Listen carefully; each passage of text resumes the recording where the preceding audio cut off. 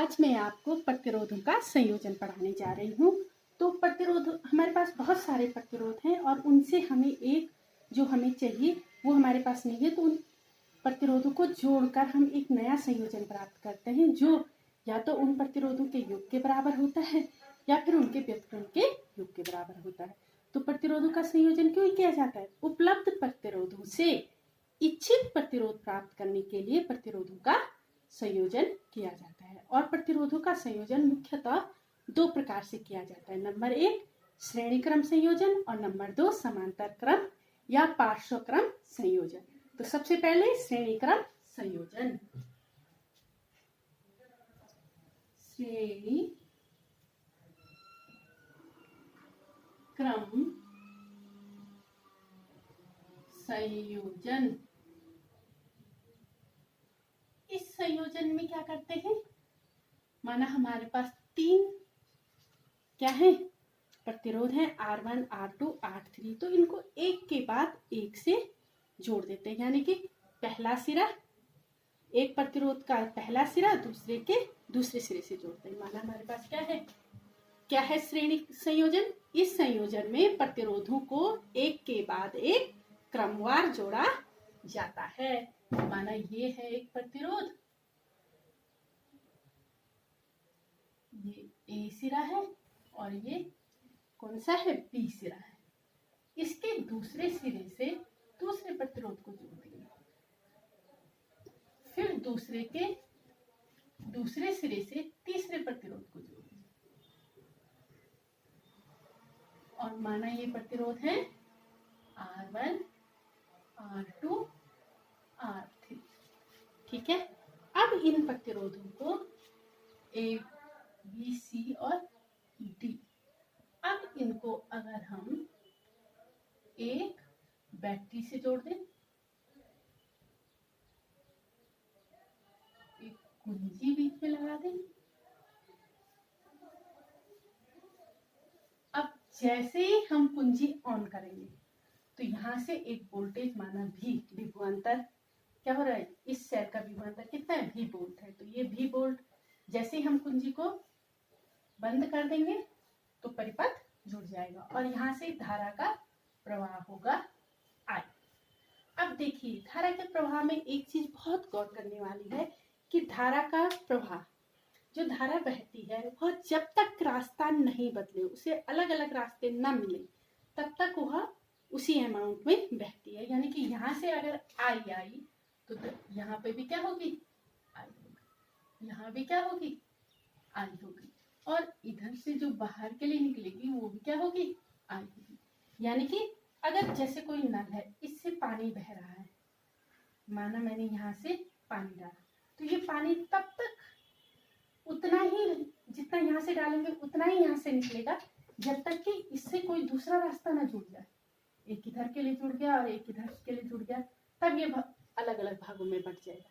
लेकिन जब तक इस पे दूसरा रास्ता नहीं जुड़ा है, तब तक जितना हम यहाँ से डालेंगे उतना ही यहाँ से निकलेगा।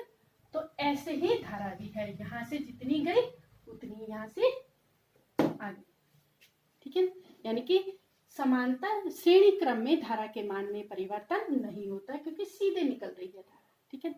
अब जो विभव होता है या विभवांतर होता है, विभवांतर निर्भर करता है बिंदुओं के बीच की दूरी पर, बीच पर दो बिंदु। अब R1 है जो प्रतिरोध R1, तो वो किन दो बिंदुओं के बीच है? A और B।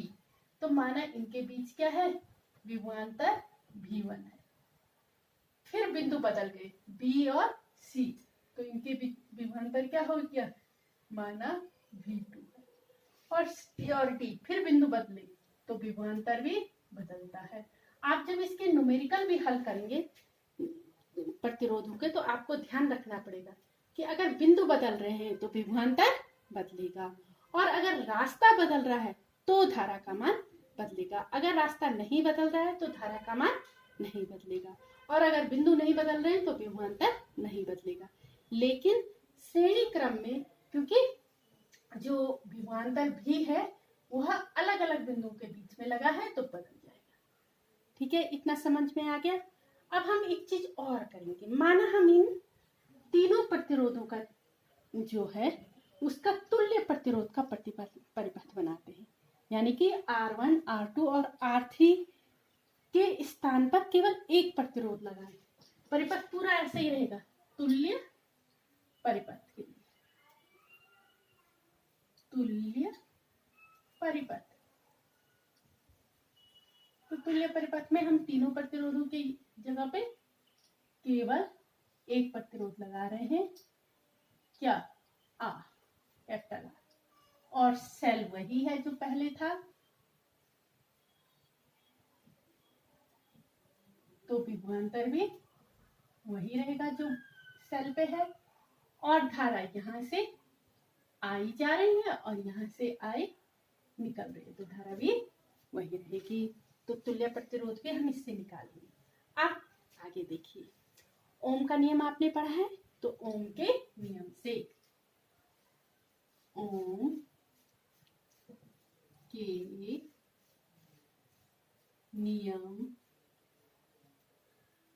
से, क्या है ओम का नियम? V equal to I R, है ना। तो ओम के नियम से प्रथम प्रतिरोध के लिए, प्रथम प्रतिरोध के लिए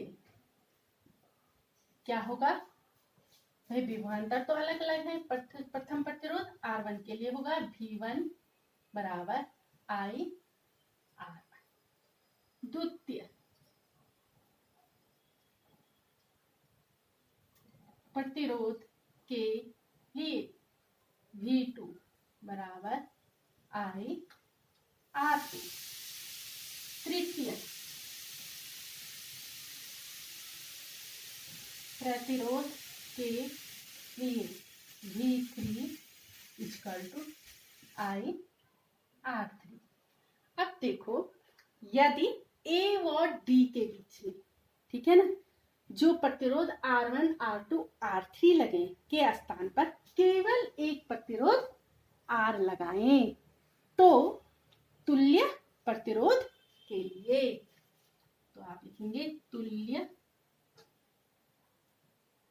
प्रतिरोध के लिए V equal to I R। इतना समझ में आ गया?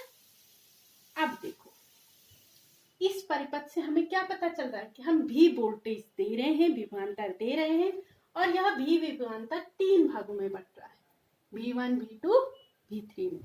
तो परिपथ से, इधर से कर लेते हैं, परिपथ से क्या है? परिपथ से, परिपथ से V equal to V1 plus V2 plus V3। भाई V वोल्टेज दे रहे हैं, विभवांतर दे रहे हैं, और यह V1, V2 और V3 3 में बदल जा रहा है। अब समीकरण, इसको मानो आप समीकरण नंबर 1, इसको 2, इसको 3 और इसको 4। तो समीकरण 1, 2, 3 व 4 से V1, V2, V3 के मान रखने पर तो क्या हो जाएगा? V की जगह क्या है? I R बराबर V1 की जगह I R1, V2 की जगह I R2, V3 की जगह I R3। हो गया? अब I कॉमन ले लो, I R बराबर I कॉमन लिया, R1 plus R2 plus R3। तो I से I कैंसिल, तो R बराबर R1 plus R2 plus R3। तो ये आ गया आपका श्रेणी क्रम में जुड़े प्रतिरोधों का तुल्य प्रतिरोध क्या होता है? तीनों प्रतिरोधों के योग के बराबर होता है। श्रेणी क्रम में जुड़े हुए प्रतिरोधों का योग या फिर तुल्य प्रतिरोध तीनों प्रतिरोधों के योग के बराबर होता है।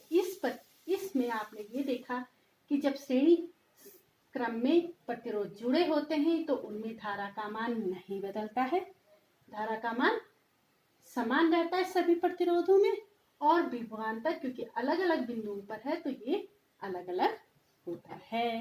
तो ये आ गया आपका श्रेणी क्रम संयोजन। किसका? प्रतिरोधों का श्रेणी क्रम संयोजन। वीडियो